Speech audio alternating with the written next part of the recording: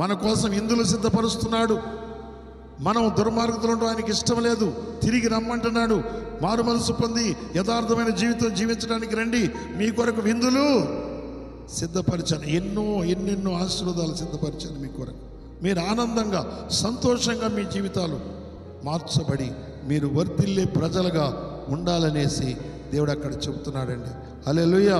ఇదిగో నేను తలుపు వద్ద నిల్చుండి తలుపు తడుతున్నాను, ప్రతి ఒక్కరి డోరు తడుతున్నాడంట దేవుడు. హల్లెలూయా. హృదయం అనే తలుపు తడుతున్నాడు, మన ఇంటి తలుపులు తడుతున్నాడు, మన ఇంటి వద్దకు వస్తున్నాడు ఆయన. హల్లెలూయా. వచ్చేం చేస్తున్నాడంట, అమ్మా తలుపు తీ, నేను నీ వద్దకు వస్తున్నాను, నాతో కలిసి నీతో కలిసి నేను భోజనం చేయాలి. హల్లెలూయా. అదేందయ్యా నా ఇంటికి రావటం ఏంటి, నువ్వు నీతో కలిసి నేను భోజనం ఏంటి? అయ్యా నువ్వు దేవుడు కదా, నువ్వు సృష్టికర్తవు కదా, నా కోసమేని, నేను పాపిని కదా, నేను అన్యాయస్తుని, అక్రమస్తుని, నేను దొంగని, నేను పనికిరాని వాడిని, నాతో కలిసి నువ్వు భోంచేయటం ఏంటంటే, లేదు నువ్వు నా కుమారుడివి, నా కుమార్తెవి. హల్లెలూయా.